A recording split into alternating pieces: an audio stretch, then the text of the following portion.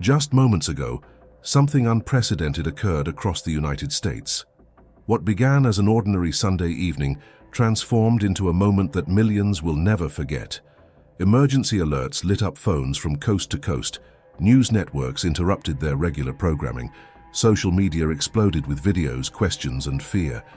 But here's what makes this different from every other breaking news story you've seen. This wasn't a terrorist attack. It wasn't a natural disaster in the traditional sense. It was something far more unsettling. Something that doesn't fit into any category we're prepared to understand. And the most disturbing part? Government officials are struggling to provide answers. Scientists are calling emergency meetings. Religious leaders are pointing to ancient prophecies. The world is watching America right now, not with curiosity, but with genuine fear. Because what happened here 5 minutes ago doesn't stay contained within borders. It's a sign, and signs like this don't appear without reason. Stay with me, because what you're about to hear will change the way you see everything happening around us. At approximately 6:47 p.m. Eastern Standard Time, residents across 17 states simultaneously reported an atmospheric phenomenon that defied immediate explanation. The sky, which had been clear and calm just minutes before, suddenly shifted to a deep crimson red. Not the soft orange of sunset, not the pink hues of twilight, a blood red that stretched from horizon to horizon, uniform in color and intensity. Witnesses described it as if someone had placed a red filter over reality itself. The phenomenon lasted exactly 11 minutes. Then, as abruptly as it appeared, it vanished. The sky returned to its normal evening darkness, leaving millions of people standing outside, phones in hand, trying to process what they had just witnessed. What makes this event particularly alarming is the geographic scope. This wasn't a localized atmospheric anomaly. Reports came flooding in from Maine to Florida, from Ohio to Texas. Meteorologists scrambled to check radar systems, satellite imagery, atmospheric pressure readings. Nothing in the data explained what people saw with their own eyes. No volcanic ash in the atmosphere. No wildfire smoke drifting across the continent. No solar activity that would account for such a dramatic and uniform color change. The National Weather Service issued a statement within 20 minutes, but it raised more questions than it answered. They confirmed the reports. They acknowledged the phenomenon occurred, but they could not or would not provide a scientific explanation. Social media became a real-time documentation platform. Thousands of videos uploaded simultaneously showed the same thing. Families standing in their driveways, voices trembling as they filmed the sky. Drivers pulling over on highways, stepping out of their vehicles in disbelief. Children asking their parents what was happening, and parents having no answers to give. The consistency of the reports is what eliminates the possibility of mass hysteria or coordinated hoax. People who had never met, separated by thousands of miles, all described the exact same experience at the exact same time. The color, the duration, the sudden onset and equally sudden disappearance. This wasn't perception. This was reality, witnessed by millions. But the red sky was only the beginning. As people stood outside, still processing what they had seen, another phenomenon began. A low-frequency hum started resonating across multiple regions. Not loud enough to be painful, but persistent enough to be impossible to ignore. Witnesses described it as a vibration they could feel in their chest more than hear with their ears. It wasn't coming from any identifiable source, no machinery, no aircraft, no industrial facilities. It seemed to emanate from everywhere and nowhere at once. Seismographs picked up the vibration, confirming it wasn't psychological, but the frequency didn't match any known geological activity. It wasn't an earthquake precursor. It wasn't tectonic plate movement. It was something else entirely. The hum lasted for 7 minutes before fading into silence. But in those 7 minutes, something shifted in the collective consciousness of everyone who experienced it. There's a difference between seeing something unusual and feeling something that resonates through your body. The first can be dismissed as optical illusion or atmospheric trick. The second cannot. When your physical body registers a phenomenon, denial becomes much harder. And that's exactly what happened. Millions of people felt this vibration simultaneously. And in that moment, the comfortable assumption that everything has a rational explanation began to crack. Then came the third element. As the hum faded, reports started flooding in from coastal areas. The ocean was behaving strangely, not with violent waves or sudden tides, but with an eerie stillness. Fishermen who had spent decades on the water described it as unnatural. The surface became glass smooth even in areas known for constant wave action. No ripples, no movement, as if the ocean itself had stopped breathing. This stillness lasted approximately 15 minutes before normal wave patterns gradually resumed. Marine biologists have no framework for this. Oceans don't simply stop moving. Wind, currents, thermal variations, all of these forces constantly agitate water. For the ocean to become completely still across multiple coastal regions simultaneously violates everything we understand about marine dynamics. What we're witnessing is not three separate events. We're witnessing three synchronized phenomena that occurred in sequence, as if following a deliberate pattern. First, the visual sign in the sky. Second, the physical vibration felt across the land. Third, the stillness of the waters. Each element lasted a specific duration. Each transitioned cleanly into the next. This isn't chaos, this is coordination. And that's what's terrifying people right now. Because coordination implies intention, and intention implies intelligence behind what's occurring. Within 30 minutes of the initial event, emergency management agencies across affected states activated their crisis protocols. Not because of immediate danger, but because of the sheer volume of calls flooding 911 systems. People weren't reporting injuries or property damage, they were reporting fear.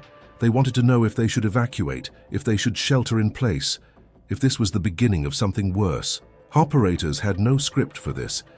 How do you calm someone who just watched the sky turn blood red for 11 minutes?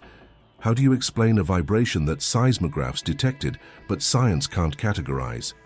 How do you reassure coastal residents that the ocean stopping its movement is normal? Government response has been notably cautious. The Federal Emergency Management Agency issued a statement acknowledging the reports and stating they are working with scientific agencies to investigate. The Department of Homeland Security confirmed they detected no threats to national security. The National Oceanic and Atmospheric Administration said they are analyzing data, but none of these agencies provided explanations. None offered theories. None suggested this was a known phenomenon with a documented cause. The absence of official explanation is fueling speculation at an exponential rate. When authorities say they're investigating but offer no preliminary findings, people fill that vacuum with their own interpretations. And those interpretations are increasingly turning toward the prophetic. Religious communities across the nation are pointing to specific biblical passages that describe signs in the heavens, trembling of the earth, and seas becoming still. In the book of Joel, it's written that the sun will be turned to darkness and the moon to blood before the great and dreadful day of the Lord comes. In Revelation, John describes signs in the sky, cosmic disturbances, and moments when the natural order seems to pause. In Luke, Jesus warned that there would be signs in the sun, moon, and stars, and on the earth distress of nations in perplexity because the roaring of the sea and the waves. These aren't obscure verses. These are central prophetic texts that billions of people worldwide recognize and take seriously. The timing of this event is also significant. We're living in a period of unprecedented global instability. Economic systems are showing strain, political tensions are escalating, natural disasters are increasing in frequency and intensity, supply chains remain fragile, social cohesion is fracturing. And now in the midst of all this, we have a phenomenon that millions witnessed simultaneously, that science cannot explain, and that aligns eerily with ancient prophetic descriptions. The convergence is what's causing the fear. If this happened in isolation, during a time of peace and stability, it might be dismissed as a curiosity. But it's not happening in isolation, it's happening as part of a larger pattern. What makes this moment particularly unsettling is the global reaction. Within an hour of the event, international news agencies picked up the story, not as a curiosity piece, but as breaking news with urgent framing. The BBC led with "Unexplained atmospheric event grips United States." Al Jazeera reported, "Millions witness simultaneous sky phenomenon across America." Deutsche Welle asked, "Is this a warning sign?" The global community isn't dismissing this. They're watching with concern because they understand something that many Americans haven't fully grasped yet. When signs appear in the most powerful nation on Earth, the implications extend far beyond national borders. Scientific institutions are mobilizing resources to investigate. NASA announced they are reviewing satellite data from the time of the event. The United States Geological Survey is analyzing seismic recordings of the vibration. Oceanographic institutes are examining tidal and current data from coastal monitoring stations. But here's the challenge they face. Science operates on the principle of reproducibility. Phenomena need to be observed multiple times under controlled conditions to be properly understood. This event happened once, lasted less than half an hour total, and then ceased. There's no way to reproduce it, no way to test hypotheses in real time. Scientists are left analyzing aftermath data, trying to reverse engineer an explanation for something they didn't predict and can't replicate. The psychological impact cannot be overstated. Millions of people just had their sense of normalcy shattered. We live our lives with certain assumptions. The sky will be blue during the day, dark at night, with predictable variations for weather and sunset. The ground beneath us will be stable, except in known earthquake zones. The ocean will move according to tides and currents. These aren't things we think about consciously. They're the foundation of our perceived reality. When those foundations shake even briefly, it creates a cognitive dissonance that's deeply unsettling. People are questioning what else they've taken for granted. If the sky can turn blood red without warning, what else is possible? Social media analysis reveals the emotional trajectory of the public response.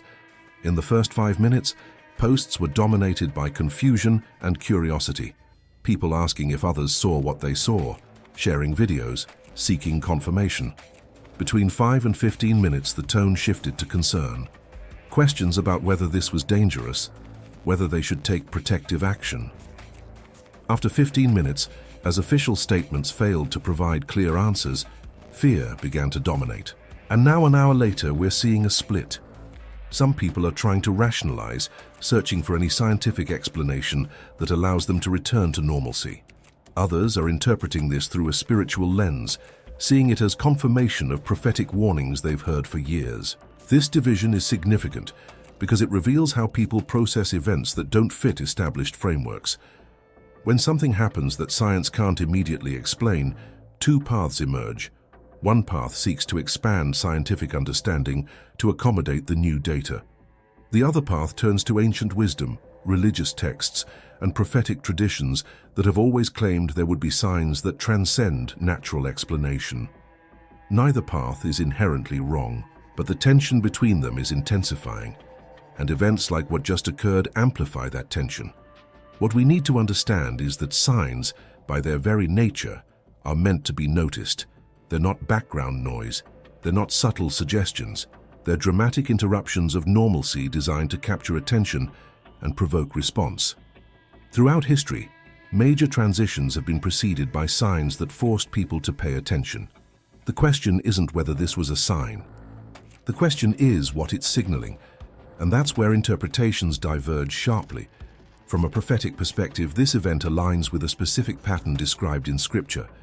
Before major divine intervention, warnings come, not to cause panic, but to provide opportunity for preparation. The pattern is consistent throughout biblical history.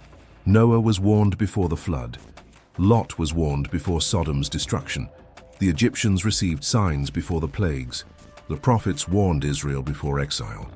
In each case, the signs were clear enough that those paying attention could recognize them, but subtle enough that those who wanted to dismiss them could find reasons to do so. What happened 5 minutes ago fits this pattern perfectly. It was dramatic enough that millions couldn't ignore it, but brief enough that skeptics can work to rationalize it away. The number of people affected is also significant. This wasn't a localized event, witnessed by a few dozen people whose testimony could be questioned. This was a mass witnessing event. Millions of people across multiple states saw the same thing at the same time.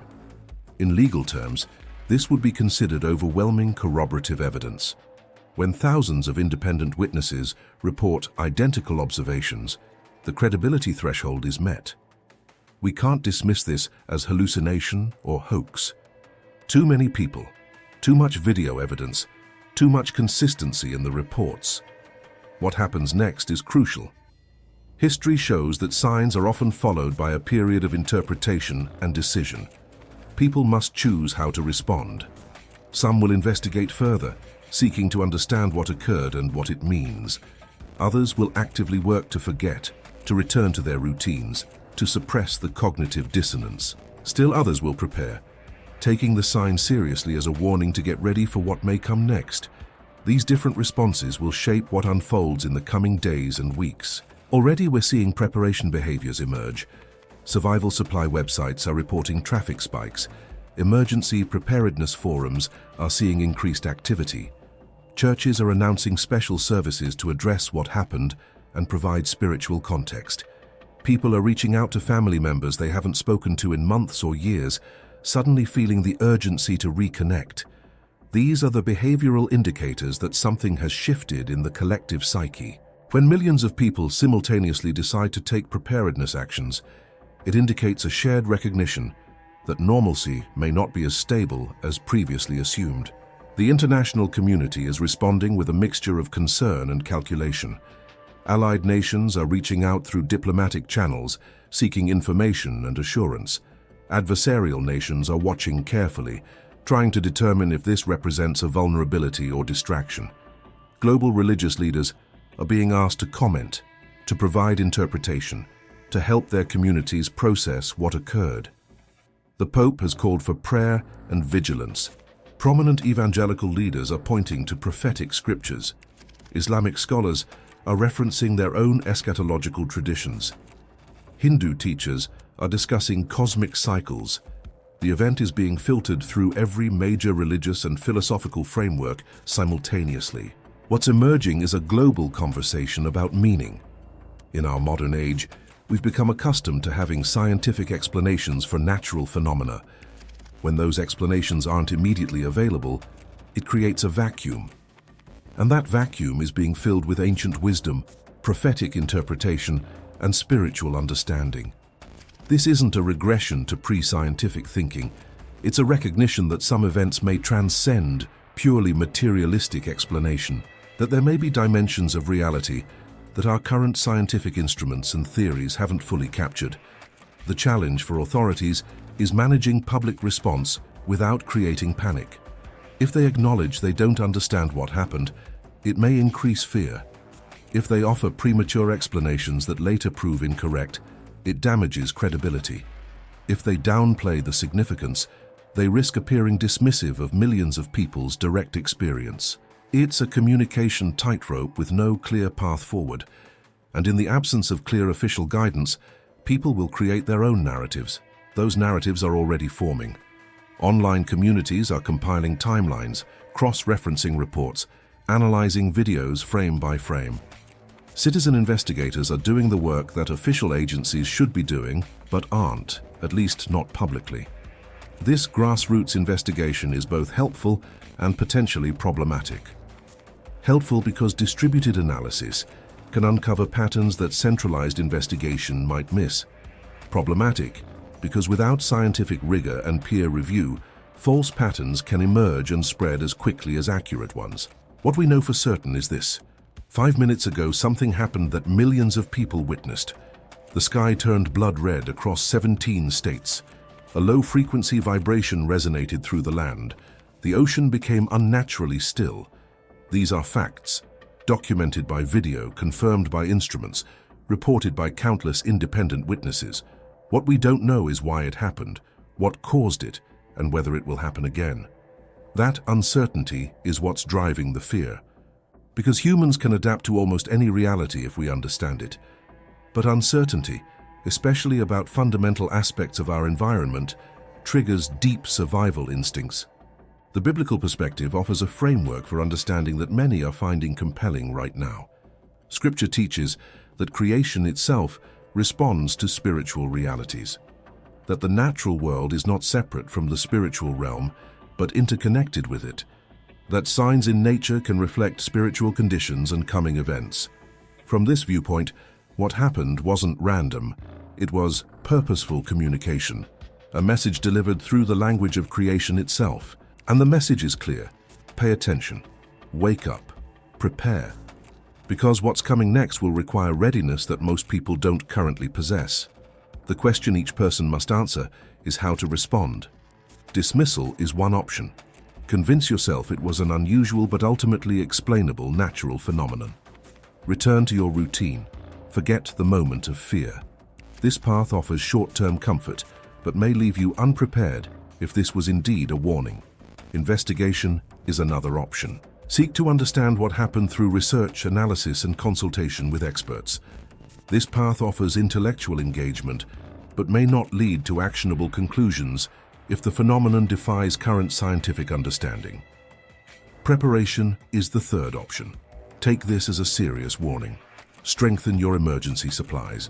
Reconnect with community and family. Examine your spiritual condition.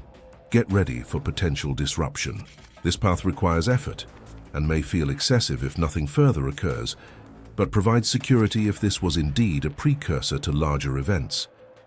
What we're witnessing is a moment of collective decision. Millions of people are simultaneously choosing which path to take, and those choices will shape not just individual futures, but the collective response to whatever comes next. History will look back on this moment and ask what we did with the warning we received. Did we pay attention? Did we prepare? Did we take it seriously? Or did we dismiss it, rationalize it, and return to sleep? The world is scared right now because deep down, people recognize that what happened doesn't fit the comfortable narratives we've built about how reality works. It's a crack in the facade of control and predictability, and through that crack, we're glimpsing possibilities we'd rather not consider. The possibility that we're not as secure as we thought, that the systems we depend on are more fragile than we assumed, that there are forces at work beyond human control or understanding, that ancient warnings might be more relevant than modern skepticism wants to admit. 5 minutes ago, everything changed. Not in obvious ways. The buildings still stand, the lights still work. Life appears to continue normally, but something shifted. A line was crossed, a sign was given, and now we must decide what to do with that information. Ignore it at your own risk, because signs like this don't appear without reason, and the next sign may not be as gentle as a red sky and a vibration. It may be something that can't be dismissed or rationalized away. Something that forces response whether we're ready or not. The time for preparation is now, not in panic but in wisdom, not in fear but in sober recognition that we're living in extraordinary times. What happened 5 minutes ago was a warning. The question is whether we'll heed it.